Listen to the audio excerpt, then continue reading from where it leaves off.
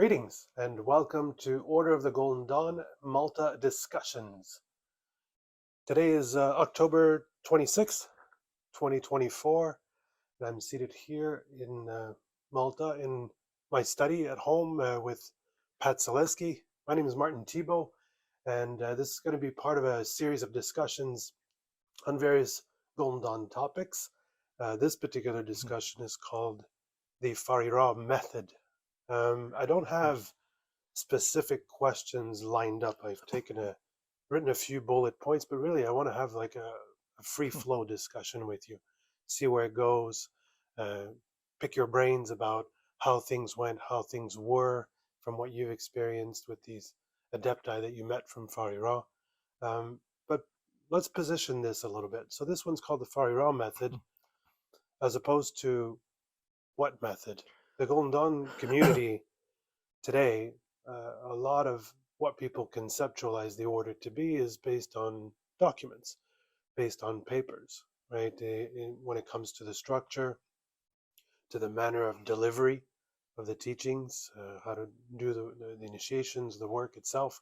And a lot of that is very black and white. If you rely on documents only, it seems like a very rigid structure with very little room for flexibility, creativity, making anything very personal or give it a very personalized flavor, a very subjective type of experience. But we know that that's not how it worked. Now, maybe in the original GD, there was less of the rigidity that people interpret today. There is definitely more flexibility. We just don't know exactly how much that would have been.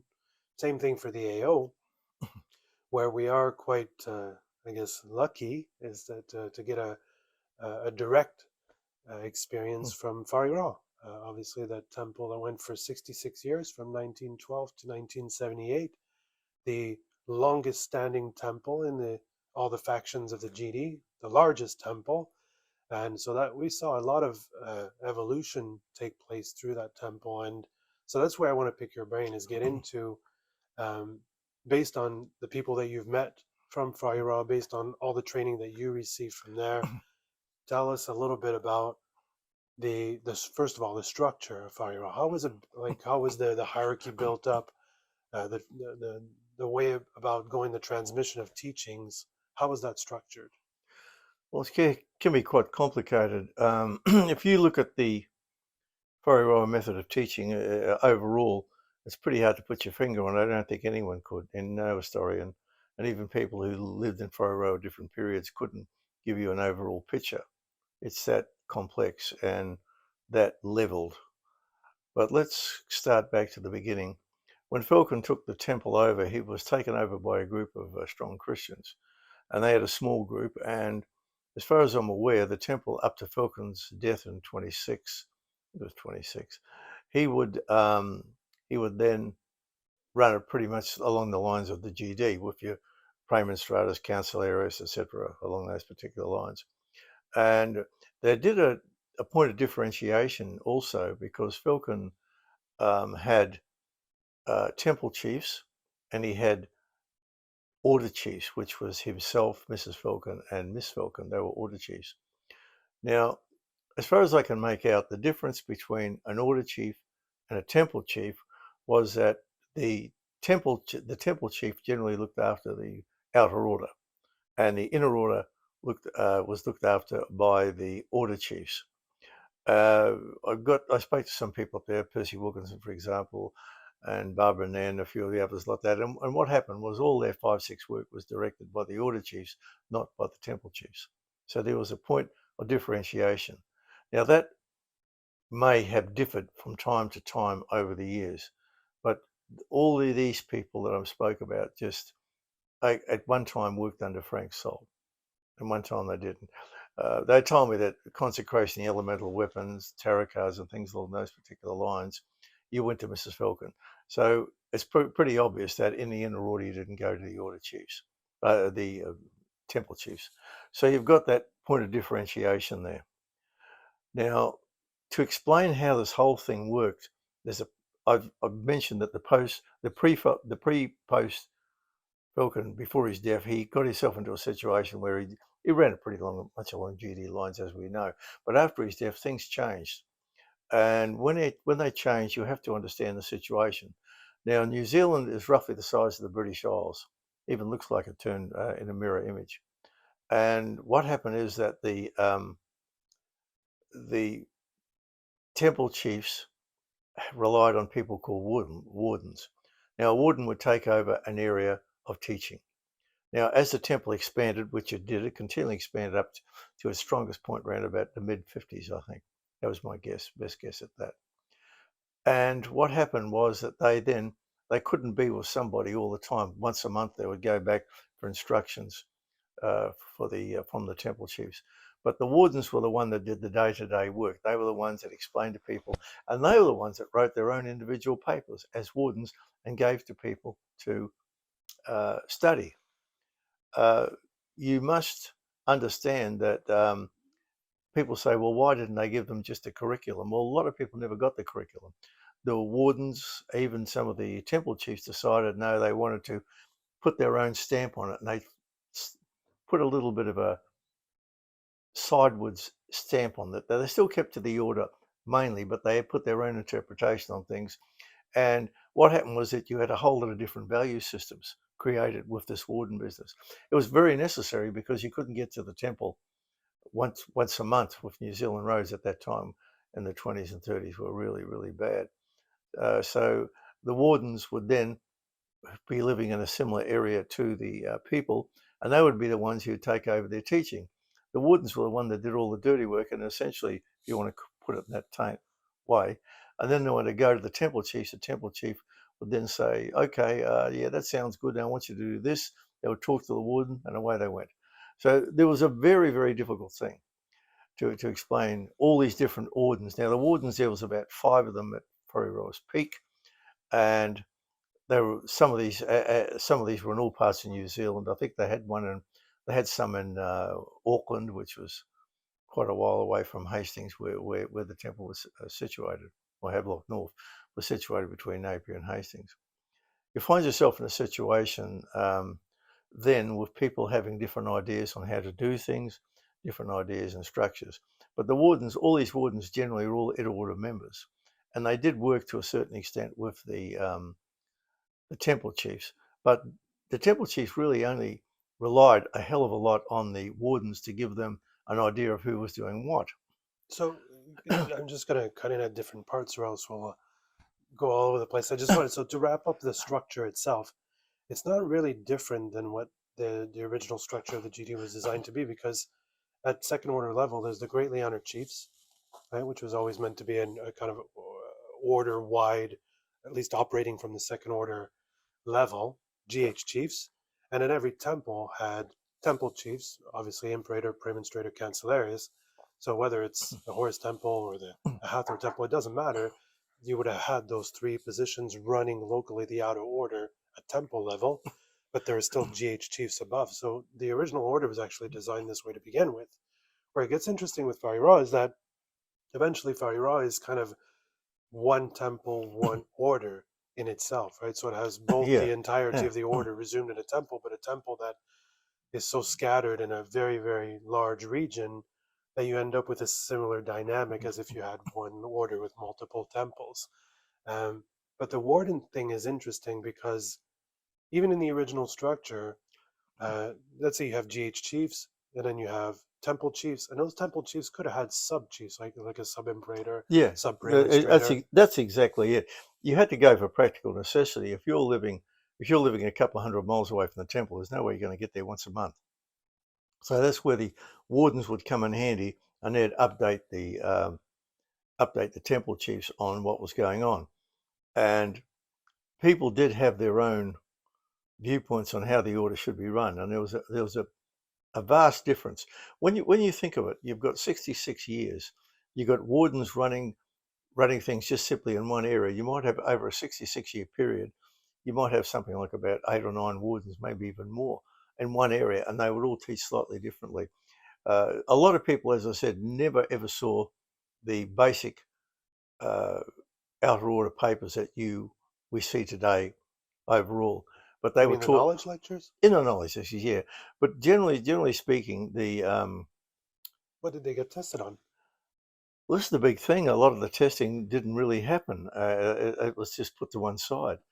You're expected to know it. Some were very, very keen on the testing and some ignored it. But that was at different times. You might have had one area where everyone was doing things letter perfect and a new warden comes in and things weren't going as smoothly as you would like. So there was differences there. So the wardens really tailored the experience to their flavor and the region that they were operating in. Yes, they did. Very, very much so. They still learnt the core elements. They were there. They still told to do the astrological aspects, the Hebrew letters, and things along those lines, which are pretty basic. They were told to learn those, but they were not given a structure to learn. They were just said, "You learn this," and they did. Then they'd come to the warden again. The warden said, "You learn that." Now we come to another element, which is very unusual. To get into a temple, the Whare temple, you had to go through a, a panel, and you had to be generally, but not always, uh, mentored by someone who was a inner order member, and they would help you. And if you were friends with this inner order person, they would sometimes come and help you with your studies, even though you had a warden directly over you. So every member had a personal mentor. Pretty much, they had to get into the place. They So wouldn't now have got we've in. got GH chiefs that rule the order. You've got the temple chiefs that oversee the temple itself, and under those temple chiefs, there's wardens that are per region, Yeah. and every member's got a personal mentor on top of that. Generally, there was a personal mentor, and the personal mentor. The thing was that there was a lot of small villages in the early 20s and 30s around Havelock North, and one of them I think was Taradale, and in that in the 1950s, I think it was the 1950s, you had a couple of 7/4s, couple of 6/5s, and some outer order members. Now, what would happen was quite often, because they're living in a small village community, they would sometimes opt in and help the individual person with what they had to know. So there was a an overarching feedback on that. So they would come into the picture. It's not pretty. It's pretty much in a similar lane of Bennett and Crowley working together and doing stuff, and which I said they weren't supposed to, but pretty much I think a lot of them did that. But that was then. That was a build up. Now you start looking at the developmental process. Um, at the time, at Whare closed, all the major people had died off. The instruction wasn't too bad, but it was still nowhere near what it was from the, say, late 50s at its peak, because most of the people died off around about the 59, 60 and 65 period. They all seem to have passed on. Uh, so, and after they went, there didn't seem to be a will to push it. But if you start to look at now how you see Whare, there was no one Whare viewpoint, except probably saying there was a great deal of flexibility. I'd go along with that. But everyone had a different thing. And people would think, well, how can you work if everyone's got a different thing? It's not, the core essences were there and they learnt them, but their approach differed, probably through the eyes of the warden or their mentor, or even if one of the temple chiefs come along and said, I think you should go along that direction. So it was mixed. And there was really not one way of looking at a certain thing. Just to wrap up the hierarchy, though, before we dive it fully into the method, we had a discussion earlier. You mentioned that even at some point there might have been 4 order chiefs. Oh yeah, Yes, this is interesting because obviously we know Whare operated the third order grades, and there's even it's been said that even some of his members were walking around wearing a gray cloak of the magus. well that was Mrs. Yeah, that was Mrs. Falcon. She'd get into the Havelock North villages all dressed in a grey cloak and a grey outfit. She always wore grey. So she would meet all the people and they'd say hello to her, and most of them were temple members at that day.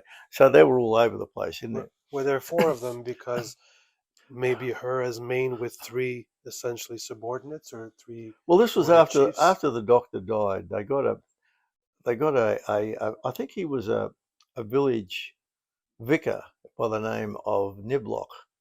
He was the 4th chief after. So you had the main ones, and then you had Niblock as the 4th chief, and he was living in that particular area as well. There's a reference to this in Martin's Forum of, I think it was July 2023, when Tony Phillip posted a copy of something that Whare sent around. They just sent documentations around saying, this is the structure of the order. If you want to contact these people, this is where you contact them. And they worked it so that it was very, very definite that the temple chiefs were doing the outer order and the order chiefs were doing the inner order. Friends of mine often went to Mrs. Falcon directly for the inner order stuff. I don't recall anyone ever going to Mrs. Falcon for the outer order stuff. So they kept a level there where she was dealing with the intense stuff, and the wardens and everyone else was dealing with the others. By now, you're getting a picture of a temple that had wide-ranging views. There was not organised confusion by any stretch. There was a core presence, and they stuck to it. They excelled at ritual, but their approach mechanisms was where the difference was. And the approach mechanisms had a different value system. And this is where things really get very intriguing. Let's talk about that. So you've got a warden in every region. Let's say you're in a region. There's a warden in your area that teaches. Obviously, you've got your personal mentor, but what does that look like for, let's say, for you as a member, if you're in an area and you've got a warden that's giving his own spin, his own flavor, his own thing to Well, the you system? didn't know the difference. There was nothing to gauge it by, unless you had Rigardi's books, and a few of them did, but not all of them. And you couldn't, you're very, very hard to get unless you went over to England and got them posted over. Wasn't it recommended that no one have a copy of it, or? No, they said not to, they told everyone that Rigardi was not to be looked at. He was never an inner order member, which we know is bullshit. And so they went like that. I even had access to a note that was sent around. They used to send these folders out typed up, and you keep them in a folder or a piece of paper which would explain certain things. And one was about Rigardi, about 1937, 38. But we know that they didn't want to give credence to Rigardi being an inner order member. So they tried to downplay it, well, which was untrue, but that's what they did. So if you don't have a reference, let's say, to the whole of the system, you're in an area, you've got a warden teaching you a certain way, I'm in another area getting taught another way. How does that work when we meet? How do we communicate? How do we work together? Well, it was different because it was where the focus was. Some people would put more focus on the religious side. You want me to get into specifics on this at this point? Okay. Well, look at Frank Salt. Frank, before Frank was Damon Strata, him and Jack Taylor had a playoff for this, but Frank won. He became Damon Strata of Napier, but Frank was a warden. And Frank was writing his own material, and a lot of it, and he had different views. He had very strong religious views and very strong ways you do things with silence, keeping things silent and so forth and so on. And that was a way. It wasn't the way. Unfortunately, today you've only got two views of Whare. You've got the Frank Salt viewpoint, because Frank was a former temple chief. Then you've got the Jack Taylor one. Jack was an ex-Hierophant, but he was still, he taught lots of people as well. Do we not know any other wardens? Well, this is a big problem. Now, that's only two people. Yeah. Now, you've probably got dozens of people that were wardens, and over the period, and probably temple chiefs as well, over the 66-year period, and they all had different viewpoints as well. But only these two survived.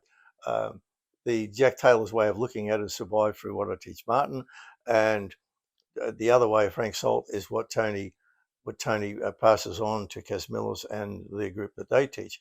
And there is no one, it's not the way in either group, it's a way. Because if you looked at all of the whole 66-year period and trying to nut it in to figure out who was doing what and so forth and so on, you'd be there for a month of Sundays. It's very, very confusing. But they still knew the basics. They still worked on that. But the emphasis was where? A good example is Rigardi. He concentrated everything on the Enochian system. And that was his focus. So when you work with Rigardi, and I know people that have, even going back to the 1960s, and that was what he concentrated on as such. He saw it as a crowning jewel of the yeah, that's what he said, but it wasn't, in my opinion. At Whare, the Enochian system was important, but it wasn't the crown and jewel of anything. There was a far more information to go than that, and everyone had their own viewpoint on it. Some people went more into the Kabbalah, some people went more into astrology, some people used alchemical symbolism as such. It was a very, very wide variety of things. But the point I'm trying to get at now is when, I can only speak for what I teach Martin. I've everything that Jack Taylor has taught me, I've passed on to Martin here.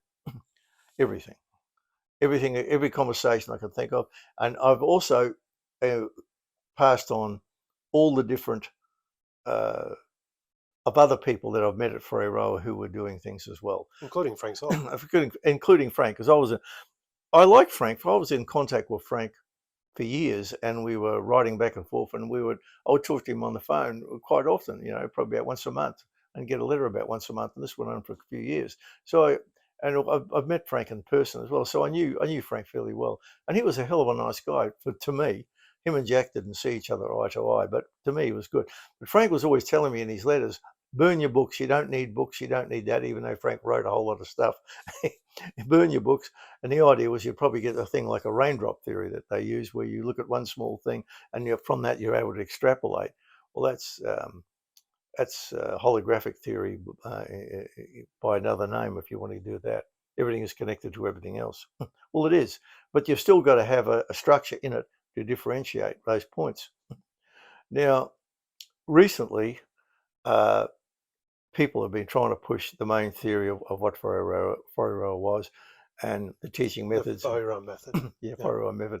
And it's too hard to do. I couldn't do it. I don't think Tony Fuller or Casmels or anyone else who's looking at would come up with the way. They would look at Frank Salt's way, and Martin is probably looking at it through Jack Taylor's way. But there are dozens of other ways that they came through that probably have not lasted the time. Would you say that that's true probably of the original order as well? Oh, God, definitely. Absolutely. Which makes it interesting when because on the one hand, you can look at the order through the documents, right? The core documents. Yeah. If we're looking at it in order, rituals A through Z, flying rolls, things like that. Like you've got this sort of core that everyone has as a common language. But for some people, that's the entirety of the system, right? It gets locked into this thing. And then you've got this other extreme here. We have teachers who put their own spin on something, write papers that are only taught to students in a particular region where the other regions aren't even getting that. That's another extreme, like that's very flexible, very rigid. Surely somewhere in between is maybe the better approach, I would say, for modern times. Well, with the two main streams coming from Ferrero, Jack's and Frank's, in my case, what I've done, I've extrapolated. Now, Jack pushed me to do this. He said, I want you to get out there and do more. Don't just stick by the rigid thing, extrapolate and build on the thing. And Jack was a 7-4 and it had the etheric link thing. So he knew his stuff, but he wanted to expand the order's teaching and not remain at a certain level. As a matter of fact, there was a big stink on over that with Jack and the teachers.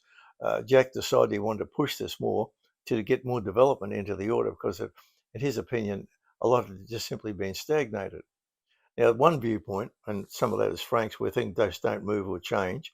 The other viewpoint was Jack's. He wants things to develop. So there was a differentiation between that. I think both had their merits, and somewhere in the middle is probably the way to do it. I don't think Frank's and Jack's.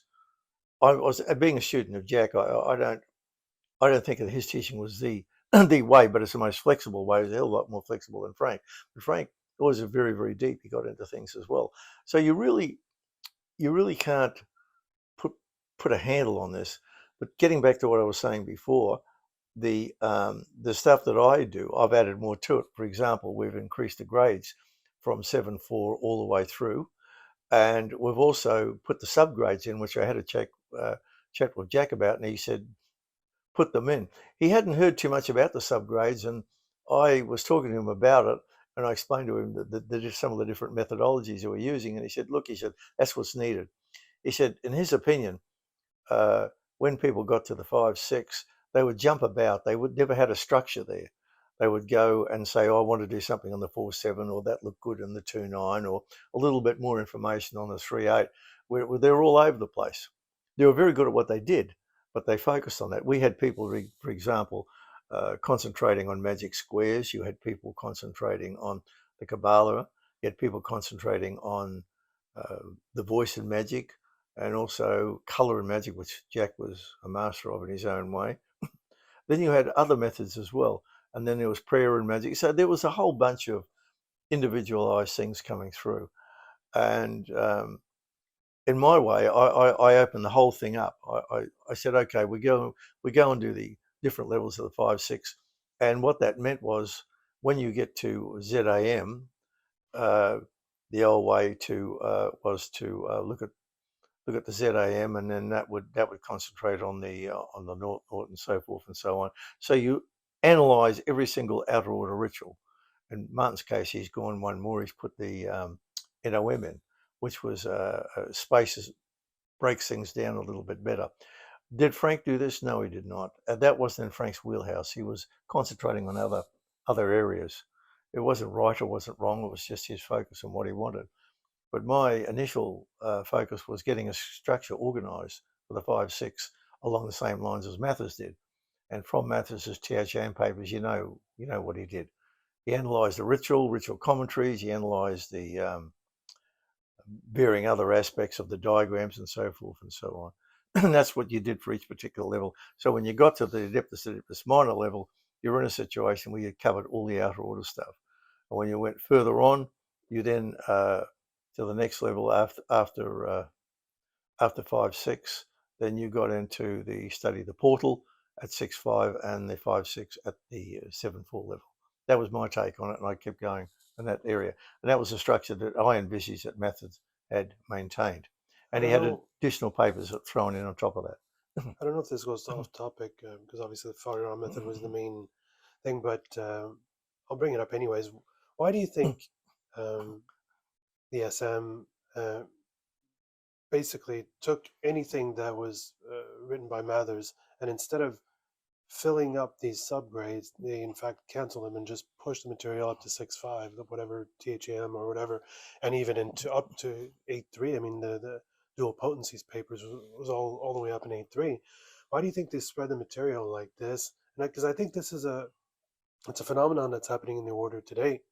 A lot of the people are just taking whatever material was there and sort of just redistributing it, but there's very little being created or very little being sort of created or written to fill in these gaps in the system. Well, you've answered your own question, because they didn't write because it took too much time. They would have to sit down. But they had 66 years and like 250 adepti at one point. I mean, it is. Yeah, well, I was astounded that they never did any Golden Dawn Tarot lectures that I saw. Frank may have done. I think Frank did a couple separately, but others, I'm sure, did as well. But they didn't. Well, it was just a crazy thing. They didn't want to push it. No one stepped up to the plate and batted, as our American cousins would say. They preferred to stay in their crease. I find that in all that time, with not one tarot lecture being written except Mrs. Falcon's 1925 one, where she explained how the colour scales were intermingled. That was the only one there. The other thing was that there was people were classifying papers as official and unofficial. Well, at Ferry Roa, you're given a paper, that was it. It was official. Whether a warden wrote it, Mrs. Falcon wrote it, or a chief wrote it, that was an official paper, and that's what you went by. So there was no differentiation at that particular point in time. That's that extreme flexibility I was talking about a moment ago, because that for me it's a little bit much, because any person in any area could just write something and now it becomes this official order take on it. That's pretty interesting. I mean, I'm not saying I agree or disagree with it. I just find it very, I'm flexible. Well, I came across a lot of Brody Ennis papers through Freire, and there was quite a great deal on it, on the Tattvas and the he did Enoki and Chess Tattvas, and there was a couple of other papers on Enoki. Look at Frank Salt's stuff. I mean, like all this stuff on the Hebrew letters, all this like very biblical stuff. All of that would have been considered official by his students. Yeah. Wow. We did the same in our first correspondence course. We went through each particular one. The official lecture on the Hebrew letters actually came from Mrs. Falcon, and she went into Fabre d'Olive's work, and she took the entire basis of the Hebrew letters and condensed it into a SM lecture. They didn't want to sit down there and write the papers. That's the bottom line for the lot of it. They didn't want to do that, and that's one of the it includes Falcon as well. He didn't want to sit down there and write, because he knew that as good as he was in his own area of expertise, organising things, he never had the strength Mathis had of writing a document in and explaining things in that particular vernacular. So Is that part of the problem? You think that people obviously put Mathers really high up there in terms of of the caliber and the authority from which he wrote, well, and then they feel intimidated or feel like they can't well, deliver the that's same. exactly it. The caliber of Mathis' work was so good that the people didn't want to touch it, and so that, in my opinion. But but getting back to the very well way of looking at things, you've got these two streams at the moment, and there were many more. There were probably dozens of other streams as well. So where someone comes along and say, "Well, I learned under Pat Zalewski," or I learned under Tony Fuller for the other things, and this is the only way of doing it. That's all bunkum, and Tony would agree with me on that one. You've got to follow the way you were taught, but there's no one way of controlling the whole thing. It's too vast. It was too vast, too big a temple. You had 5 wardens covering virtually the whole of New Zealand, but mostly clustered around the east coast of the North Island. But there was some in Auckland, I think, at one point, and there was something going on in South Island. I could never figure out if it was a warden there or was a warden or not. And this is the size of the British Isles. It'll give you an idea of how they worked it. But the idea is that if you work hard and do what you want to do and follow your nose within the order, you'll come up doing the right thing. There's people that have gone completely bonkers doing the GD stuff and introduced all sorts of weird stuff that never happened at Whare Temple and never happened anywhere else in the GD, and now that was considered as a class of learning. I won't mention their names, but those of you who are in the same age group as myself and a little bit younger would probably know who they are. So I don't go along with that way of teaching at all. I'm not going to go running different methods of teaching down, but that had really, some of the teachings of were very, very different to the way that I was taught, and how things were drip fed to you, and you work a system where you just build it up yourself over a period of time.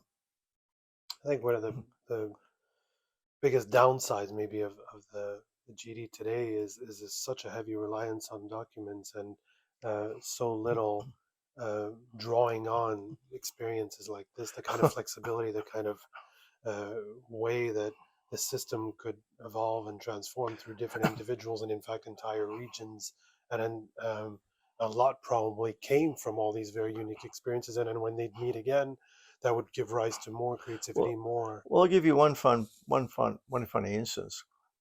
People were trying to ascertain about the there was something within the 110. I can't remember exactly what it was, and I'd been through the 110 with the Whare people. They put me through. So had Tony, and all these people were arguing back and forth. Did they do that? Did that? But me and Tony were never ever asked. we're the only ones that had. And he and Tony come along and put a paper up and said, I think it was about the number of pentagrams you had, the extra actives and passives. Because a cipher doesn't have the active; it's only got the passive in 110. Yeah. Yeah. And so Tony come along and had something to say about that as well. But we were both sitting there watching. We thought we'd been through we'd been through the rituals. We were taught a certain way, and we were never ever asked. And there was a big argument going on. And eventually, one of or both of us at times would come in and say, "Well, that's what happened when I went through." But I thought that was funny because they were completely involved in the process of the papers. They don't have to take my word for it. They don't have to take Tony's word for it if they want to. They just go their own happy. At least factor it in. At least factor it in. Right? Yeah, it'd be a point to know, because the only persons that actually have gone through there's about gone through all the rituals with Jack are very minimal, with Jack and Frank, and very minimalistic. There's not too many of them around, but the you have an estimate number? Well, yeah, I could say a lot here because I don't want to call people out, but the best, but Frank taught. He gave one person a 5/6 and he gave Tony ended up getting the 7-4 under Frank and Archie Shaw. Took him down to Archie's place, and there it stops for Frank's. Then you've got Jack and me, and Jack put me through the rituals, and he put Chris through the 5-6, and so you've got two people from that area as well, and so you've got these two differentiating points, and we're not at loggerheads on. So it's four people, yeah. 2 7-4s and Four. 2 5-6s. Yeah, four. Yeah, That's all. Four people, 2 That 7-4s, that I'm aware of. Right. And those people have now graded other people to higher levels. Yeah, I yeah. have. Yeah, I've graded higher levels than that, and I instigated a higher level of grades. I went back to the Stella Matutina way of looking at the grade structure. You had to bring that in because everyone get log jammed at the 5-6. There was nowhere to go with it, so there had to be a structure, and there had to be a paper orientation with it, and there had to be themes within that. Like, for example, my viewpoint of the 6-5 was very strong alchemically, and I concentrated a great deal on that. And my book Alchemy and Golden Dawn Ritual is one good example. That's just one facet of what we do, but that's just one example where I'll concentrate very heavily on that. So Jack was very keen on alchemy and wanted me to do it. As a matter of fact, what happened once, he had a dream about Dr. Falcon turning up, and Jack was very mystical of his dreams and saying that he was teaching him alchemy. So he went to Mrs. Falcon, and Mrs. Falcon said, okay, that's what you should be studying. So Jack tried to work in that particular area, and it passed on to me and Chris, along with colour healing. So that was the way that particular aspect worked. And I'm sure Frank had his own way of looking at it. But Frank never saw all the documents either. Frank had never seen the convoluted forces paper. I asked him when he came to Wellington, I said, Frank, what about the convoluted forces? Because he was talking about the tarot, and he said, what's that? So he'd never seen that. He's being honest. So he'd worked everything built up around the tarot, but had never worked on the convoluted forces, so he never read Regardie's books, as far as I'm aware. Regarding implementing higher grades, it's interesting because when you have a temple like Whare that goes on for 66 years, hundreds and hundreds of members, and tons of adepti that come out of there, right? So people working the system, passing it on to each other, going through the initiation, studying it, writing new stuff, and these people come to the conclusion that those grades are necessary, that they have a place in the system. Obviously, they have names to begin with, and they were there in the structure from day one. It's mind-boggling to me that today people quickly jump to the conclusion that it's impossible to achieve those levels, completely discarding or disregarding all that experience of those people working the system for, almost 70 years, let's say. Because they're going by papers. And see, the only people that had met the people from Whare really, Regardie had met two couple. I think it was Bill Gilmore or Bill Oliver, I can't remember, and his wife. They were both 7-4, and they had met each other in the 70s. They'd come over to LA for a visit, and they'd contacted Regardie, and he was well aware of what the situation was still going. So he knew that. But as far as it went, a lot of people, Regardie's view that the Enochian system was the pinnacle of the system, and everything else that came in from Whare wasn't worth looking at. They pretty much told me that himself. So that's one element coming into it. So that matriculated through the American temples.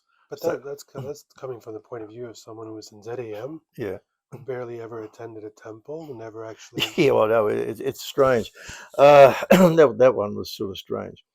But so you've got all these things. These are causing some of the opinions of today, and the only people that really had worked with the Whare people in Whare rituals, you've got others like Nick Farrell on them who work with Percy through for the OTR, not the GD version of it, but it's really it gets quite bizarre. But the only one who sat there, some of the Whare people sit down there and talk to Nick about certain things that happened, which he wrote in his book on which covered Whare to a certain extent.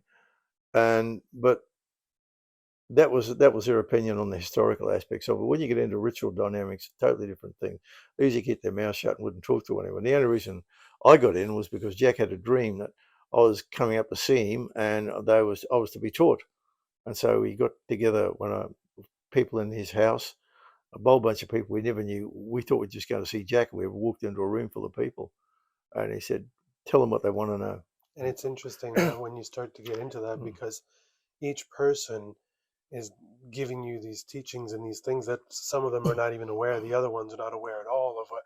But that we'll get into maybe with the Yeah. next, excuse me, the next discussion, where we'll maybe cover one adept at a time, one person at a time, and what you recall and that sort of thing. But maybe to wrap this one up on this method of Farira, what's the biggest maybe takeaway, or what do you feel we should learn from that, or what should we use from that Farira method or methods in the way that we operate today? What's Well, the takeaway? if you really wanted to get a handle on it, you'd probably have to see what Frank was taught, the way Frank was taught, and what he was teaching now, and you'd have to get a handle on what I was taught and the way I'm teaching now. And then on top of that, you would have to look at Frank's students and my students. So that would probably give you two streams out of probably a dozen, maybe more, of comparison if you really want to do your homework. And you've got to look at the value systems that each one I had, Tony had, Casmillos had, and what their teachers, what their students had as well. Uh, I don't try and keep. I respect what we do, but I don't try and make it as the way of doing it. There's no other way. I think that's utterly ridiculous. And I fought basically since I've been in the order, I fought against that. I know the flexibility was there, and a lot of people don't accept it. Well, that's okay. That's how you've taught me every step of the way, actually. Every time you present something, uh, you've always said that you're taking it in one direction, and I can reject that or take some of it or expound on it, always with a lot of flexibility and never making it this sort of final thing. Um, yeah, which is a Well, very they had to, because the GD way of doing it, and the SM way of doing it, was that you had this flexibility in there to be able to take yourself to new levels. And you don't see that on paper in the GD, but from what Jack was telling me, there was one GD person who actually came out to New Zealand to live. He came out about 1920, I think. He was a former GD member, and he was in Falcon's Temple for a while. And I don't know whether it was him or his friend was teaching Jack. Jack was being taught the inner order members, so Jack had that flexibility, and he said it came basically from the old order. So there you have it. I did as best I could. I tried to get the information, but the information was voluminous, and the only way you could get it was piece by piece, and you have to sift through.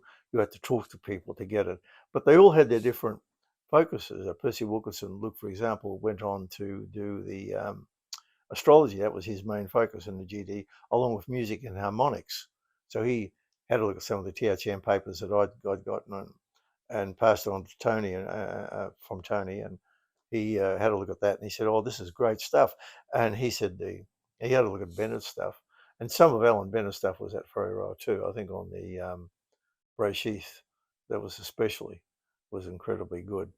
But try not to. What I'm saying to people out there, try not to say that this is the real deal and no other thing works. This is the way it was done because a piece of paper said so. It's all internal. It's got to be your internal clock. You've got to force it through. And people just simply don't want to accept some of the things I'm saying. Well, that's fine. I'm not going to force it down anyone's throat. And you can do it your own way if you want. But I'm telling you, I'm dealing on first personal contact with the temple, not second, third, or fourth, but first. So it's Tony. So there you go. So from the first person contact, that's where the information comes from. If you get a piece of paper, we've just discussed how reliant a piece of paper is. Depend who wrote it, what time they wrote it, who they gave it to, why did they give it to that particular person, and was any more distributed? Well, they can't answer these questions. All they got is a piece of paper. Well, it must be That's it. That's the way it was done. There's one on God forms, for example. We always taught that the God forms were created by the Hierophant. And Tony found a piece of paper that said it didn't. Well, who wrote the paper? Who was it for? What temple was it in? What time period did everyone go along with it? See, there's variations, but we were taught that. Hierophant does all of that. So everyone had its place.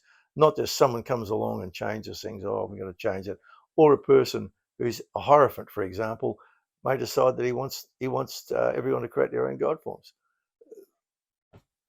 That it gives no more credence to that piece of paper than anything else. Well, like the whole theory that there's only God forms for the neophyte, when we know Yeah. you and Campbell brought him back from the AO to Miss Falcon, right? Yeah, he had the paper there, and he gave it to Miss Falcon. But on top of that, with the stuff that Campbell brought back, was the admission badges on the floor. See, now they say there's no admission badges on the floor, but the reality was that they were there, and I know the story behind it, which I've said more than once. Just using it as an example. Yeah, no, but you're right, and that's one basically fairly good example of that. Any last words? No, I just say keep learning, keep studying. Don't have one way that encompasses everything. Find your own way. Study hard, work with people. And if you work with people that manipulate you and cause you a problem or harm, get out. Don't get yourself into a cultish formation of things, because that's the worst possible thing you can do for the GD, is to put people through. If the order does you harm in any way, shape, or form, physically or mentally, that you're in, and claiming to be GD, you leave and you go somewhere where that harm is not, because the GD doesn't do people harm. Okay. Thanks, Pat. Okay. This was the Whare method. So thanks for listening, and see you on the next one.